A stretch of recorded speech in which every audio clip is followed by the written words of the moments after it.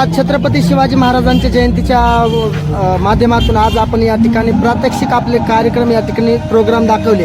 काय सांगणार आजच्या कार्यक्रमाबद्दल?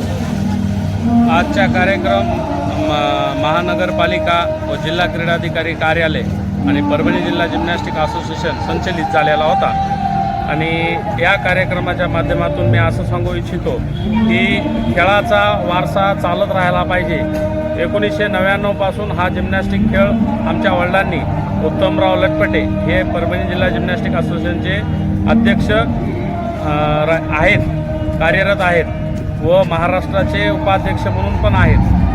परत मी स्वतः प्रदीप उत्तमराव लटपटे हा आंतरराष्ट्रीय प्रशिक्षक असून व आंतरराष्ट्रीय प्लेयरसुद्धा तयार झालेले आहेत आपल्या छोट्याशा परभणी जिल्ह्यातून. अतिशय दुर्दैव गोष्ट आहे की मुंबई, पुणे, सांगली अशा बलाढ्य शहरांना आपले मुलं हरवूनसुद्धा आपल्याला फॅसिलिटीजचा अभाव होतो.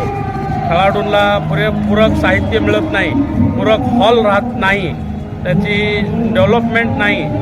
तर त्यासाठी मी असं इच्छितो की सर्वांनी जर प्रयत्न केला तर परभणी जिल्हा जिम्नॅस्टिकच्या खेळाडूंना अतिशय ऑलिम्पिकपर्यंतचा जो हा मजल आहे, आता वर्ल्ड चॅम्पियनशिप आमच्या मुलांनी खेळलेली आहे. 2022-23मध्ये आपले परभणी जिल्ह्याचे 2 खेळाडू वर्ल्ड चॅम्पियनशिप खेळून आले, रमन व जुनेद.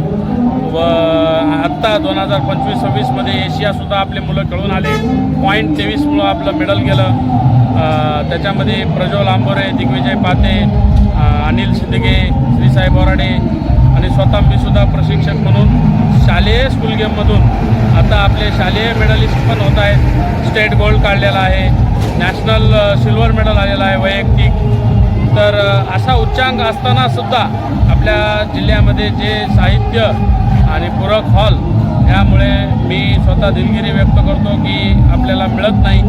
आणि या माध्यमातून जर ह्या गोष्टींचा जर अभाव पूर्ण झाला, सर्वजण आश्वासन देतात, आश्वासन देऊन मला आज 10 वर्ष झालं, पण आश्वासनातून काही निष्पन्न होत नाही आहे. तर आश्वासन न देता मी असेच इच्छितो की इथल्या खासदार, आमदार, महापौर, कलेक्टर साहेब यांनी आम्हाला जर हॉल व प्रशस्त साहित्य मिळवून दिलं तर मी त्यांचा ऋणी राहील. मलखांब खूप चांगल्या पद्धतीचं प्रात्यक्षिक आपण दाखवलं. मलखांबविषयी बोला.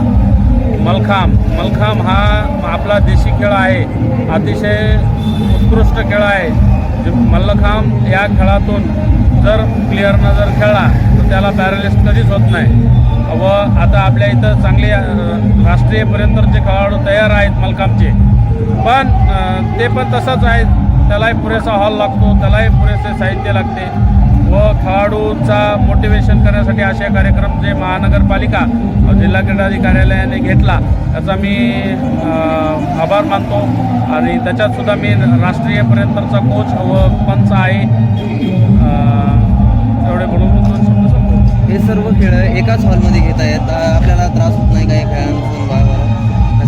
म्हणून तर म्हणतो ना मी, ॲट अ टाईम 2 खेळ चालतात आपल्या इथं, मल्लखांब व जिम्नॅस्टिक. आणि एकाच गेमला सुद्धा तो हॉल पुरेसा नाही आहे आणि साहित्यसुद्धा यजबार झाले, म्हणजे संपलं त्यांचं.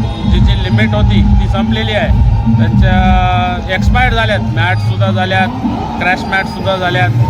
पण त्याच शू बनवू आपलं चालू आहे. अतिशय कॉस्टली सामान आहे, महाग आहे. त्याच्यामुळं जिल्हा संघटना आणि कोचला एक होत नसतं एवढं.